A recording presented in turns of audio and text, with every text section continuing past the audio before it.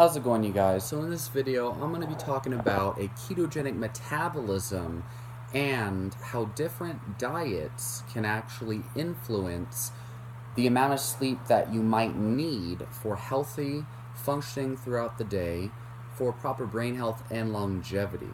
All right.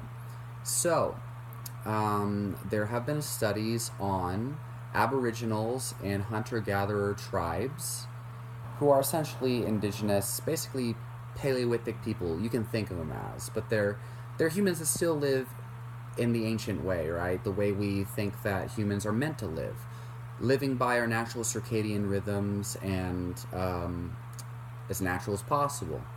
And these people, these indigenous people, actually on average sleep anywhere from 5 to 7 hours, with the mean, or the average time is somewhere around 6.5 hours, right? 6 hours and 30 minutes of sleep every single night.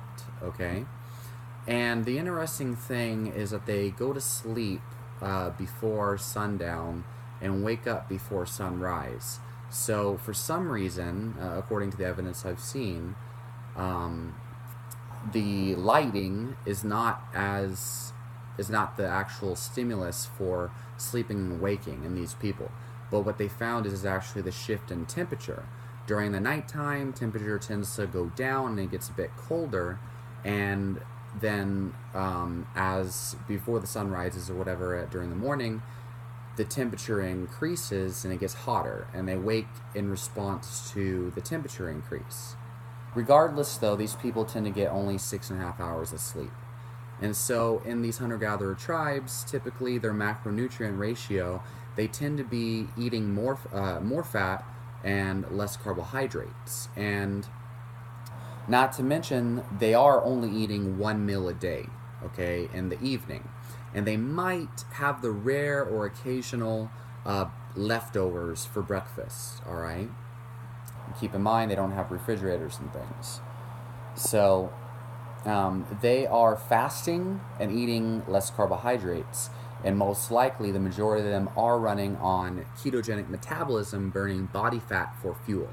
They are running on ketone bodies, not glucose, all right?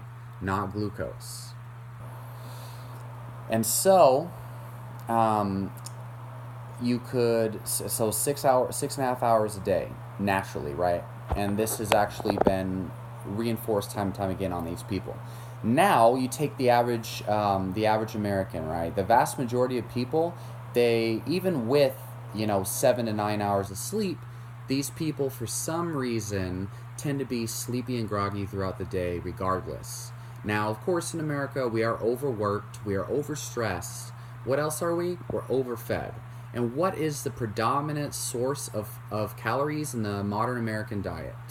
Okay, so all of these sleep studies that are done, all right, they're done on people that are usually eating the standard American diet, or they don't care about their diet and they don't control for diet. Anyway, calories generally it's anywhere from 50 to 70% carbohydrates, okay? Usually in the form of refined carbs, but they are running on a primarily glycotic, glucose-based metabolism. Beyond that, they also, their fat calories usually come from vegetable oils and polyunsaturated omega-6 fats. Not the healthy monounsaturated from bone marrow. Not the polyunsaturated omega-3 from the brain of the animals, such as you would see in hunter-gatherer tribes, where they get their fat from. Not the saturated and monounsaturated fat from the body stores of the animals. Anyway, unhealthy fats and carbohydrates. That's where modern Americans get their calories from. And they are running on a glucose-based metabolism. Now, let me tell you something interesting. I have been logging my sleep since the beginning of 2018. And I've been logging my food since 2017, consistently using a micronutrient and macronutrient tracking app. And I've done a number of experiments using data of my REM sleep. I've been tracking my REM sleep, deep sleep, and light sleep, and correlating it to diet. And what have I found? Well, ketogenic diet, since I've been doing a ketogenic diet for the last 3 months or so, I found, for one, my chronic insomnia went away. I've been sleeping deeper, having more REM sleep, and I can be more busy and wake up with more energy on 4 to 6 hours of sleep compared to I used to have to sleep for anywhere from usually 9 hours on average to feel rested when I ate a lot of carbohydrates. What happens when people start their day off with a carbohydrate-based breakfast? Well, they usually feel pretty foggy-headed, groggy, tired, and hungry as hell for the rest of the day. Setting yourself up for blood sugar imbalances essentially makes you tired. And so I'll have to make another video on the purpose of sleep. But essentially, the more carbohydrates you eat, the more tired you're going to be. And it's very, very common for people running on a ketogenic metabolism. It doesn't matter what diet you follow as long as it promotes the burning and the production and the absorption of ketones. Your body, for one, upregulates GABA. What does GABA do? It inhibits excitatory neurotransmitters like glutamate and cortisol. It promotes deeper sleep. From tracking my data, I get more deep sleep and REM sleep in a shorter amount of time on a ketogenic metabolism using ketogenic types of diets compared to when I did carbohydrates. I used to wake up more frequently. It tracks the wakefulness. I've been tracking the wakefulness, and I would wake up like 15 times for short period for shortness. I was sleeping lighter on a higher carb diet.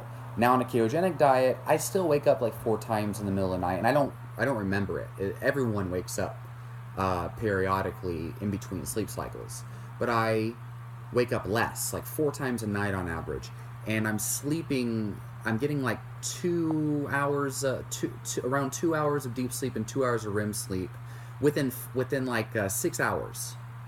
Compared to before, I'd be lucky to get 1 hour of each within 8 hours. Okay, so I feel more rested and more productive and more motivated on less sleep. And you could think, number one, because higher carbohydrate diet, especially on unhealthy carbs, tends to promote inflammation, and part of sleeping is actually promoting chemicals in your brain that remove oxidation, oxidative stress, and inflammation, and the byproducts of advanced glycotic end products, which is a result of carbohydrate metabolism. And sleep actually helps your body to, you could say, detox or excrete these byproducts of inflammation that are caused by a glucose-based metabolism. And so, to put that simply, more carbohydrates equal more inflammatory byproducts that promote sleepiness and disease. And sleep, it helps your body remove these, including plaques from the brain and other byproducts of inflammation. And so the more carbohydrates you eat, the more sleep you need. And all these studies done on people, first of all, there's studies I've seen that say 6.5 hours is optimal. I've seen studies that say 8.5 hours are optimal. You know, and I'm an extreme athlete, you know, and I should probably need more sleep than the average person. But I recover from exercise and all of this much better on a ketogenic diet, even with lower sleep. And this is seen all across the board. If you look at everyone, all these people with case studies and their anecdotes on their sleeping habits, they don't need as much sleep anymore because their body's constantly in a balanced blood sugar state, and ketones are anti-inflammatory, and they're not consuming foods that promote inflammatory byproducts like a glucose-based metabolism is.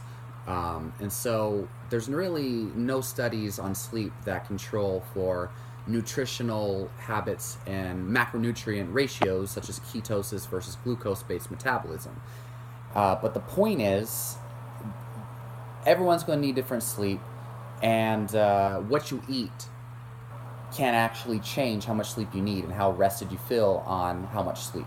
So leave your comments and questions down below. Let me know how you feel on a ketogenic diet and how much sleep you think you need.